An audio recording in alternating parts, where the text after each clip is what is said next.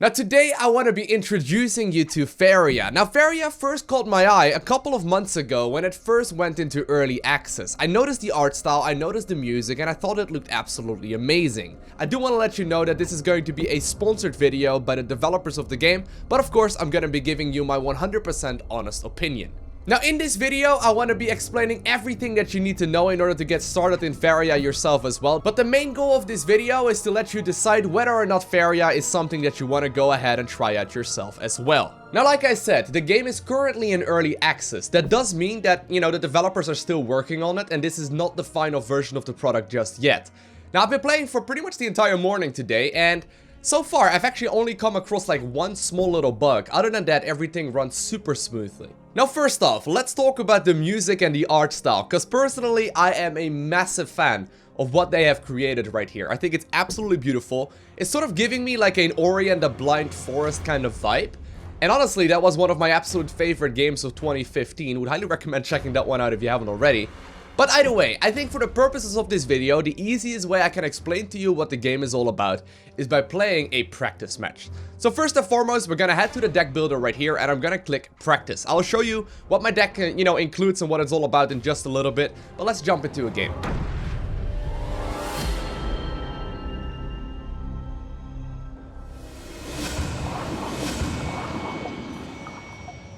Alrighty, so here we are.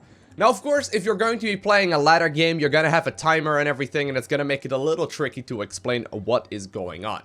Anyhow, so Faeria is a very nice mix between a board game and a card game. I've been genuinely impressed about how they have been making this so far and how well it plays out. So first and foremost, I am focusing right now on a deck that is based around the so-called forest archetype. Now you can mix and match all the different kinds of colors and different kinds of cards, but this has been working very, very nicely for me. Now, what we are going to focus on with this particular game and with this particular match is to play safe. I want to try my very best to win against the computer right here by playing utterly safe and not taking any risks. Now because of that, I'm going to go ahead and get rid of a bunch of these cards and just simply keep this Silent Horse Master with me. Now initially the game may look a little bit overwhelming and I'm not going to lie, it is definitely a little tricky to get into, but there's a super powerful tutorial that is added to the game once you first jump into it. So first off, let's address the most obvious thing. I win the match if I manage to reduce my opponent's HP to 0. As you can see, he right now has 20 HP. I've got 20 HP myself as well. And the way I'm going to do so is by playing cards and obviously getting to his side of the board and eventually killing him. Now the interesting aspect right here is that I can actually create the board myself. One of the things that you may have noticed when the game first loaded up is that there wasn't anything on the screen whatsoever, and my opponent just now played a card right here called the Wild Growth that creates 2 forests at random, and he actually got very lucky with how he's playing this out so far. Now one of the things we get to do in each and every turn is create a land. So there are 4 different kinds of colors, I suppose, 4 different kinds of archetypes of land that we can build, and those, are basically requirements for the different kinds of units that I'll go over in just a second, but we are going to be focusing on forest for the most part ourselves. So what I can do in each and every turn is simply select the type that I want. I can also go ahead and pick up 2 neutral types that I'll go over in just a second as well, but for now I'll go ahead and place down a forest right in front of me. Now the one thing to note is that any of the creatures that I got in my hand right now can be placed only on my own land, and on top of that, some of the creatures can only be built on forest land. Now obviously, like you may have noticed, there are 4 different kinds of archetypes, and some other units will require several types of land, or some, need very specific types of land as well, and some even need specific amounts. Such as, for example, the Feed the Forest card right here is gonna need a bare minimum of 3 forests out on the board in my favor. So right now, for example, I couldn't go ahead and play that because I just simply don't have a whole lot. Now, one of the things I can do, for example, right now is get an Explorer card. Now, the Explorer will allow me to create a so-called prairie, and the prairie is basically just a bunch of neutral ground. This is because I'm going second in this particular match, so since I'm going second, I get this card in the opener hand, and I'm actually gonna go ahead and play it right now, because like I said, my opponent can, just like myself, place creatures down on his own land, and I'm not all too happy with how close he's already to my main nexus right here, and I don't want him to take me out. So I've decided to go ahead and create that little bit of, you know, extra prairie land right there in front. And I'm also going to go ahead and put down the horse master right here. So this, you know, gives all kinds of, you know, awesome benefits as well if I would have had multiple creatures out on the board. But for now, we are kind of limited in our choices as we don't have a whole lot done yet. So I'm going to go ahead and place him down. Now, just like with many card games out there are going to be different statistics on each and every card. So this particular minion right here has got a gift that gives a friendly creature charge 3 this turn. I think it's pretty straightforward, but we'll go over that in just a little bit as well, about the different kinds of you know, benefits that each and every card can bring. But the primary bonuses that we are looking for right now is going to be the 3 attack and the 2 health as well. And obviously we can use that to deal damage to his minions, but also to potentially you know, deal damage to his you know, to the main character that we need to defeat right here. Now, considering I've placed down my land, and considering I've placed down my minion, I'm going to be ending my turn. Now, one thing to note as well, before I do so, is that we have a certain amount of Faeria. And that is basically just the mana in the game. They obviously came up with a little bit of a fancier name, because everyone already uses mana, and the game is called Faeria, so it's pretty straightforward. But at the beginning of every turn, we get 3 new Faeria. So if I want to be playing, you know, higher counts of Faeria cards, I'm gonna have to keep that one on. I'm gonna have to keep that one in mind, because the 2 that I have left over right now are going to be added to the 3 additional ones that I'm going to be getting at the beginning of the next turn. But for now, I'm going to be ending my turn right here, and let me show you what my opponent is going to do, because I don't know yet either, but we should have a look. So as you can see, he's going to go ahead and put down 2 prairie lands right there. And he will be allowed to start spawning minions on that land as well, which is kind of terrifying for us, to be completely honest with you. Generally speaking, we want to try and you know, make sure that we have control over what is going on. But so far, this is looking a little scary, as he's going to be able to spawn right next to me. Now, one of the cards I just drew into is going to be the Deepwood Grizzly, and I can play that with the requirements of me having 5 area, but also 1 forest land. And as you can see, we've got a forest land as I built that one in the previous, but this is also a card that can only be built on forest land. Now, ideally, I do get rid right here of the Storyteller. Each player draws 2 cards and gains 2 life. So that one is obviously, you know, the reason why we got the Deepwood Grizzly here in the first place. But I think for now, I'm going to go ahead and play him right here. And I'm going to start moving over towards one of these wells right here on the left side of the map. I think that's what we're going to be focusing on primarily.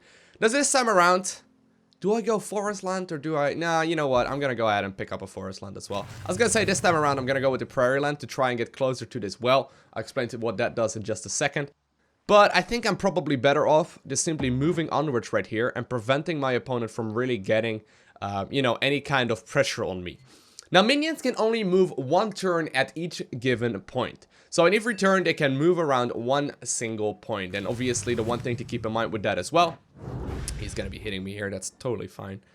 But one thing to keep in mind with that as well is that there are going to be separate minions out in the game that will allow, you know, will be allowed to move out a little bit more often.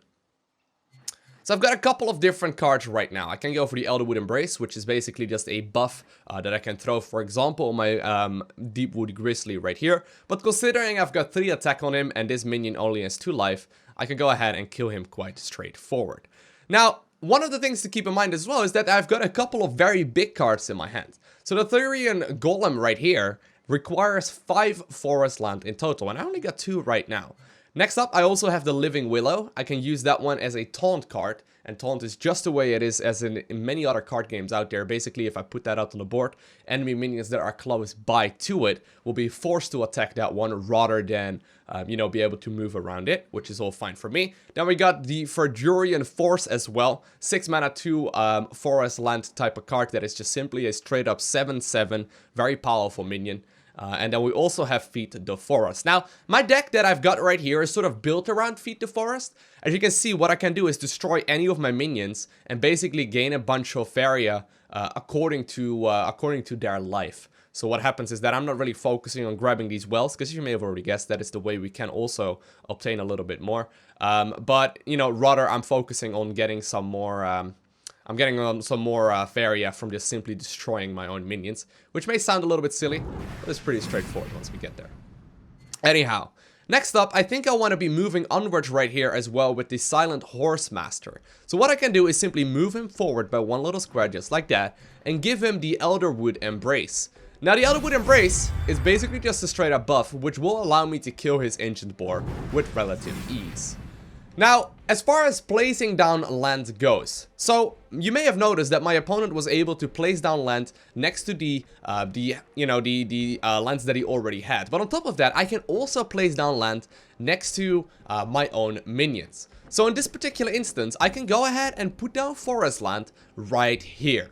Now, obviously, we are trying to get close to our opponent, and the reason for that is that I'm going to be allowed to start pushing onwards. Now, in this particular instance, I'm actually going to be building right here to the left, as I want to be occupying the left side of the board here primarily. And I do want to slowly but surely build up to that, you know, 5 Faeria Therian Golem count, I suppose, and I need 5 forest land for that as well. As you can see, he's a little bit scared that I'm going to be taking the ones close to his base next. So he is, you know, he's basically playing this out quite smartly as well, but not allowing that to happen. Alright, we're one turn later into the game right now, and let me show to you what these orbs on the right side as well as on the left side of the map do. So basically what I can do is move one of my minions close to it. And what happens is that I can loot this one orb each and every turn. And as you may have noticed, that just granted me an extra Faeria. So what I can use that for is to obviously make sure that I stay alive a little bit longer. Now at the same time, my opponent has also started pushing forward, right? The storyteller is getting close to my bases. He just simply spawned it right next to me right here, which is a little bit scary. Now one of the things I can do is play a Living Willow, and the Living Willow is basically exactly what it sounds like. It's a Living Willow, it's a 1 attack 7 health creature, but more importantly it has taunt. So I can put that down right there, and eventually that storyteller will end up falling. Now one very important thing to keep in mind here as well is that obviously he is right next to the Faeria as well.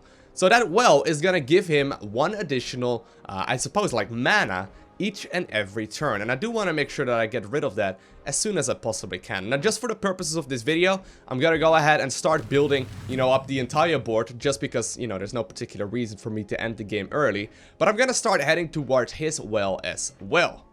His well as well? That was correct English. Alright, it's the beginning of another turn. Now one of the things you may have noticed is that my opponent put down a Tiki Totem. The first creature you summon per turn gains +1/+1. And this is quite an interesting card, as right now every single minion he's gonna go ahead and play, while this one cannot attack like the Tiki Totem itself cannot attack, it's very difficult for me to reach. The only way I'm gonna be able to reach it is if I'm gonna build adjacent to the land that I already have. And this is gonna be rather helpful for me, as I can just simply put down one of the forest lands right there, and I could basically build any of the creatures that I want to right now that are going to be able to deal sufficient amounts of damage. And I think now that we've got 5 forest land, the Therian Golem is not that necessarily bad of a pick. So I'm gonna go ahead and build him right here. Next turn we're gonna go ahead and be able to get rid of him as well. One thing to note is that we are going to have to wait just a little bit before we are going to be able to gather that mana. But I will be able to kill out their storyteller. And just for the purposes right now, I'm going to start grabbing myself a little bit of extra mana. And do we want to start pushing onwards? I mean, I don't really completely need to. But one of the things I could do is try and get a little bit cheeky. Destroy my own Deepwood Grizzly, which is not necessarily the best choice, but I have a couple of minions I could go ahead and destroy. You know what? I'm actually going to go ahead and destroy my Living Willow here. And place down a new one right on the other side of the map. And obviously that's going to prevent the storyteller once again from moving onwards. Now, one of the things to also keep in mind here is that I'm not going to be able to jump over my own minions or anything. There are a couple of minions out in the game that do have that option, but this is just simply not one of them. So I have to be a little bit careful about the positioning here as well, as right now, for example, the Therian Golem won't be able to attack very easily, and I'm forced to build at least 1 piece of land right there. Now I'm gonna go ahead and build up one little bit of prairie land right in the middle, and I think I'm gonna go ahead and build one over here too. So what I can do now is slowly but surely take over the entire board and start moving onwards. Now I'm a little worried right here for the Tiki Piper. Not all that scary. As you can see, this primary use of this one is going to be a buff, but that's all good for me. In fact, I'm not gonna really worry about the totem all too much, as I really do want to move onwards.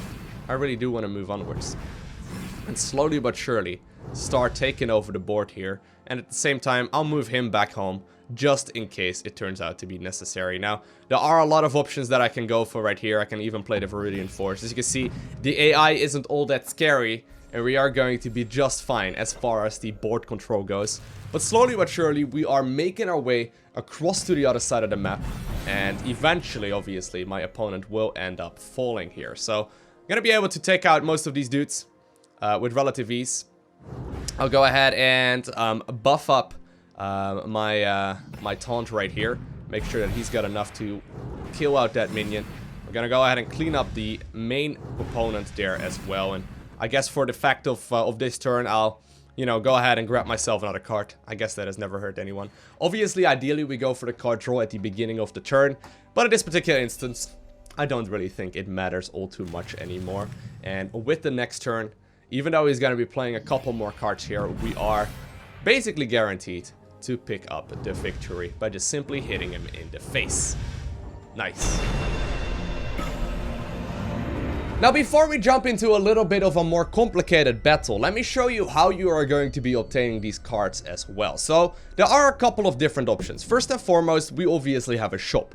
Now, they recently made this game entirely free to play, so if you want to go ahead and give it a try as well, I'll post a link down below in the description of this video that will take you to the website where you can go ahead and get it. But as you can see, there are a whole bunch of sets of cards that you can purchase here for, you know, actual in-game gold, which you just simply get for completing quests and all that. But also you can spend real-life money, like your hard-earned euros or dollars or whatever currency you have. You're going to be able to spend in this game as well. And obviously, with the in-game gold, you can also go ahead and buy yourself some battle chests. So in this particular instance, I'm going to be spending 100 gold here as well for getting myself one of these battle chests. And just to showcase to you what it looks like when you open one up, I've actually got 3 left over here as well. And I'm going to go ahead and drag one here to the center. So each and every one of these battle chests will contain a couple of different cards. Obviously, this is going to be, you know, randomly generated. And as you can see, this is actually pretty good for me. They will also give us an indication. This is actually a really good pack. This is by far the best pack that I have had so far. That is kind of funny.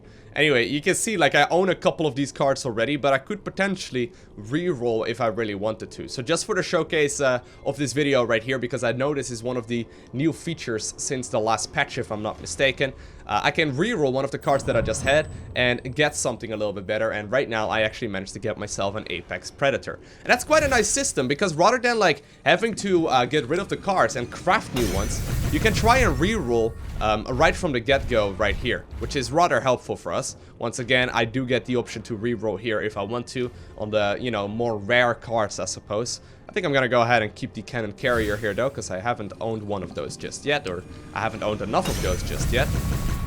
And I'm gonna go ahead here and just get rid of, well, I mean, we got a couple of cool ones right here, and I guess I'll keep all of those, but we'll get rid of the final battle chest as well. Alright, so let me show you how you make a new deck before going over the one that I've already been playing with. Now, one of the very cool things that this game has is these so-called codexes. So what these codexes are basically all about is that you can get groups of cards into a deck and very quickly make something that you enjoy playing. So this, for example, would be totally viable. You can totally go ahead and play and beat other players with this one without spending a dime. And it's a very cool system, as it's going to allow you to very quickly build up your own deck with very minimal knowledge. And I actually found this to be very helpful when I initially, you know, finished up the prologue of the game, and I wanted to make my first forest-based deck as well. Now, of course, we can add individual cards as well. They are once again going to be split up. One of the cool things that you can do, and one of the things that I've noticed while, you know, researching this a whole lot as well, is that a lot of people put like mixes of the different kinds of archetypes in the game. So, for example, right now we're putting up, you know, different kinds of you know, categories up together, and generally speaking, you're not going to be doing each and every color in there, and usually it's probably best to focus on maybe 1 or 2 of them. And obviously then we also have got the neutral overview of cards. Now, for those of you that are going to try out the game, and I would highly recommend you do so, this is the deck that I have been running with here. It's relatively cheap to make, and it's been working out like an absolute charm.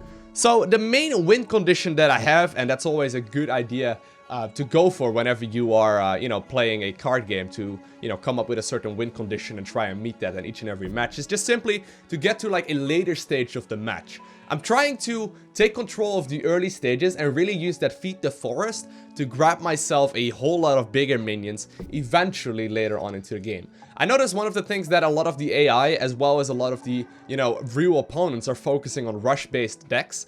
Not really something that I, you know, I enjoy playing all too much, and this has been working out relatively well. Now, obviously, later on into the game, you are going to be unlocking more and more cards that are going to be higher end, and I may very well end up replacing a whole lot of those. But for now, this has been working out very, very nicely for me. Now, one of the things that I really like about the game is that they've got this solo play mode, and what this basically is an overview of everything you need to know about the game. These are a couple of the prologue missions as well that you will play when you first start up the game, but they will continue onwards, you know, after finishing up the prologue too. So for example, if I, you know, pick a random one right here, I'm gonna be able to play a puzzle. So let's go ahead and pick puzzle number 5. And the cool thing about this is that it's gonna introduce me to one of the aspects of the game, while actually teaching me the game, and actually trying to make me think about my choices. So in this particular puzzle that we have right here, I'm gonna have to win in one turn. As you can see, that is going to be the main objective. Now I've got a couple of different kinds of cards here. So it looks like the one characteristic that it's trying to teach me in this particular puzzle is going to be haste. And that is one of the card modifications that we have. So right here I got the Freedom Fighter, which is a 3 attack, 3 health minion that can have haste. And this means that it can attack, harvest, and move the turn that it is played. So that, you know, is obviously pretty good to keep in mind. Then we got the Kalim's Follower. It gains +2/+1 against gods, but more importantly, it has haste itself as well. So that means that I can indeed move around with it in the same turn. And then I also do have the Elderwood Embrace. Give a creature +2/+4.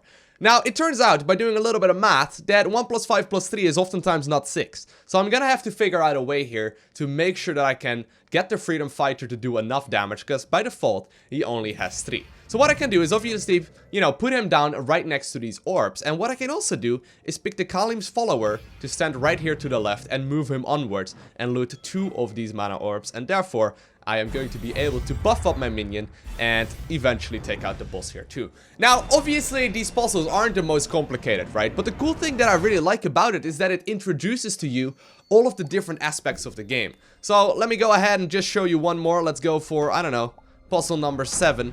Just to see what this one is all about.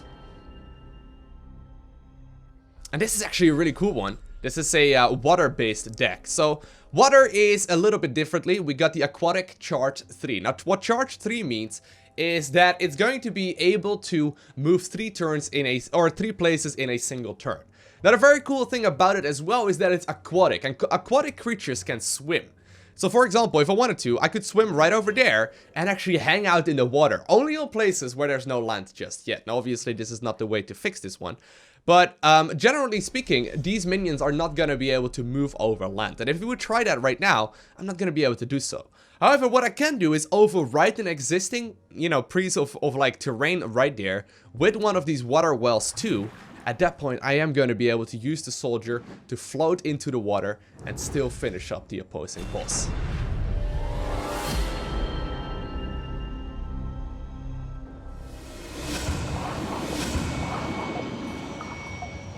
Alright, it's time to make things a little bit more complicated. So what I'm going to play right now is I actually really like this opener, except for you. What I'm gonna play right now is going to be another solo match, and really what the goal here is to showcase to you the different kinds of decks that are going to be viable. So you can see that since I'm playing a solo challenge right now, it's also gonna be allowed apparently to change up the board, and my opponent has put down a couple of these orbs here in the middle rather than them being on the outside. Now of course, if you're gonna be playing a constructive match against another player, the board will always look the exact same, which is fine. But since we're playing solo challenges here as well, it looks like if I get a minion right there in the middle of those two, I'm gonna be able to do quite a little bit of work, and he's actually immediately gonna grab that. So it looks like my opponent's deck is gonna be based around rushing, which is fine for me. I'm just gonna have to make sure that I can put down my Living Willow. Gonna go ahead and build that right there. I can also buff it up if I want to here, but I don't think I really need to rush out these cards since we're gonna be building up the very account anyway. One of the things I've been really enjoying though is the fact that, like, even though I've been playing this deck for quite a couple of hours right now, there are a lot of different options available. And it makes it very interesting to see all of the different options that are available in the game. Now, it does look like my opponent is going to be rushing, right? So I got to be careful that he's not going to be able to get the squares right next to the orb. Or I guess these would be like pentagons or whatever. But anyway, he's got a Triton Diver. So this one has aquatic and jump. And what that means is that he can jump into the water. And he doesn't really need to have like adjacent squares either. Just because he's going to be able to jump over pieces. And I really want to try and prevent my opponent from really getting control of this area right here. So it's going to be important for me that I do take out as many of these as possible. There we go. I'm going to be putting my minion in between there. So I'm going to be looting from these orbs. And I think I want to try my very best to move into like the right side of the map. I want to try and push here through the right side and eventually start hitting him in the face. Not really rushing my way there, but I do want to make the wood elemental too, which will spawn another random bit of forest right there. So far, so good. Very good positioning actually for me. I've got 2 taunt minions right now. He's going to pick up a Triton Warrior. Okay. Actually need some buffing here. If I could, that would be huge. One of the things I could try, and it's a bit of a risk, but I could try and draw another card. That obviously does prevent me a whole lot. None of this is really working out brilliantly so far. It's a bit of a shame. He's actually got some really powerful cards. Obviously, this minion isn't really going to die all too quickly either. I could sacrifice it here. Just gotta be careful. If I move him over there and then feed the forest this wood elemental after moving it over for 1 square, I'm gonna at the very least be in a relatively good position here. And then I do get a Tiki Caretaker now, so that's great for me as I can use that to buff up the Living Willow, kill that Triton Warrior, and then I think I'm gonna be in a good spot. Yep. I'm in a really powerful position right now. So I'm going to try and push towards the right side here of the map. I'm going to try and push to the right side. Now you got to keep in mind, I can obviously move on his land. I just can't build any minions on his land. We've got a lot of stuff here already. I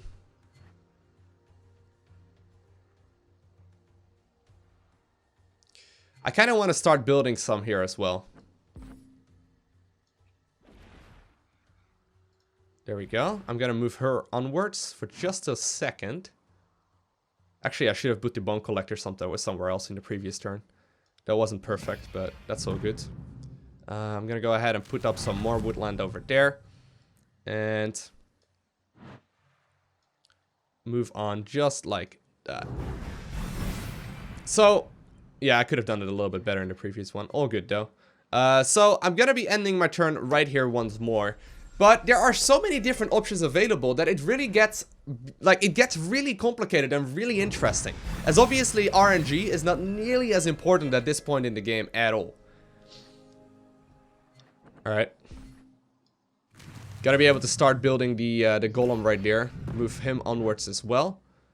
And really start pushing that victory. I could obviously go for the Silent Horse Master here too, but there aren't a lot of places he can go to in the first place. So I'll try and hold back here instead. And I probably want to go ahead and buff up the Tyrian Golem next up if I need to, or potentially the Wood Elemental. So for now, you know what? There's really no particular reason for me to play any of these minions right now either. It's very tempting to like play all your cards and like to get rid of all the Faeria that you have. But one of the things to keep in mind is that a lot of that is not really necessary at all. Okay. Gotta be moving onwards, just in that direction. Gonna pick up the Tiki Caretaker, buff up the minion that I already have, and start hitting him in the face. Are you laughing at me, he says? That's fine for me. Also gonna go ahead here and move that thing around. Give the Silent Horse Master a little bit of haste right there to the Wood Elemental. And that's gonna allow me to start pushing onwards. And then also keep moving with the other ones that I've already had. Now, I could just simply take out his minion if I really wanted to. It's fine for me, I suppose.